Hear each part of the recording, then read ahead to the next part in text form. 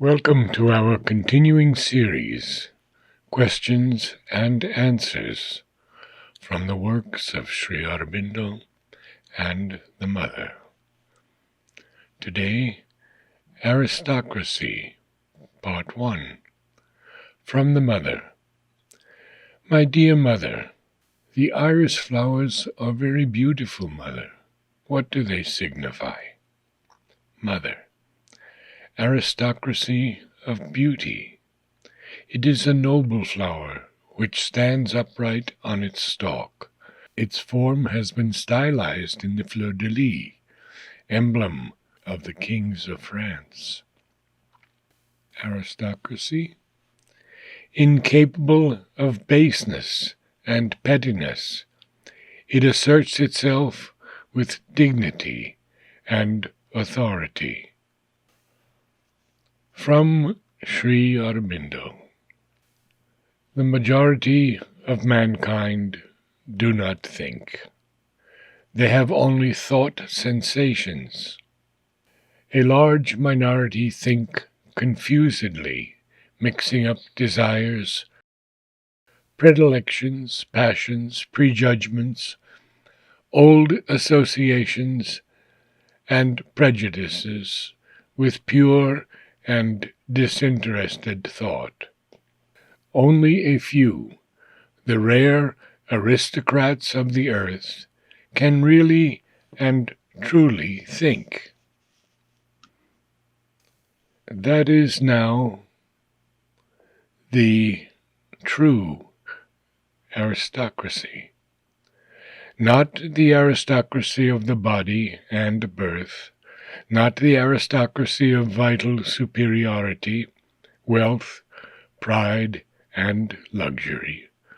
Not the aristocracy of higher emotions, courage, energy, successful political instinct, and the habit of mastery and rule, though these latter cannot be neglected, but the aristocracy of knowledge, undisturbed insight, and intellectual ability.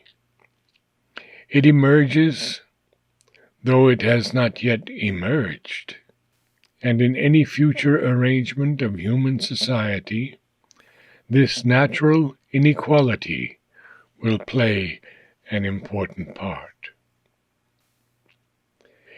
We may perhaps realize the nature of that unsounder aspect if we amplify Matthew Arnold's phrase, an aristocracy no longer possessed of the imposing nobility of mind, the proud sense of honor, the striking preeminence of faculty, which are the saving graces, nay, which are the very life-breath of an aristocracy, debased, moreover, by the pursuit through concession to all that is gross and ignoble in the English mind, of gross and ignoble ends, a middle class inaccessible to the influence of high and refining ideas, and prone to rate everything, even in the noblest departments of life, at a commercial valuation, and a lower class equally without any germ of high ideas, nay, without any ideas high or low, degraded in their worst failure to the crudest forms of vice, pauperism, and crime, and in their highest attainment restricted to a life of unintelligent work, relieved by brutalizing pleasures. And indeed, the most alarming systems are here, for it may be said of the aristocracy that the workings of the time spirit have made a genuine aristocracy obsolete and impracticable, and of the middle class that, however successful and confident, it is in fact doomed, Its empire is passing away from it. But with the whole trend of humanity shaping towards democracy and socialism, on the caliber and civilization of the lower class depends the future of the entire race. China, always a democratic country at bottom, though admitting in its democratic system an official aristocracy of intellect and a symbolic imperial head, is now definitely Republican. The caliphate, now abolished, could only have survived as a purely religious headship, and even in that character its unity was threatened by the rise of a new spiritual and national movements in Persia, Arabia, and Egypt.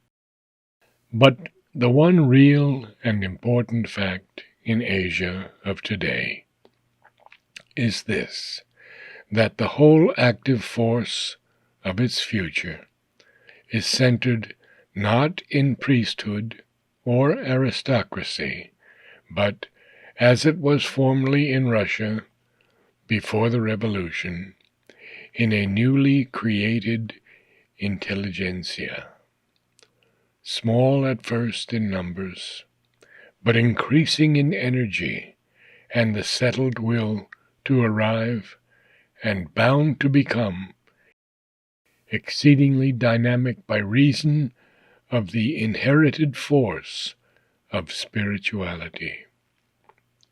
Asia may well preserve its ancient spirituality. Even in its hour of greatest weakness, it has been able to impose its prestige increasingly, even on the positive European mind. But whatever turn that spirituality takes, it will be determined by the mentality of this new intelligentsia, and will certainly flow into other channels than the old ideas and symbols. The old forms of Asiatic monarchy and theocracy seem therefore destined to disappear. At present, there is no chance of their revival in new figures, although that may happen in the future.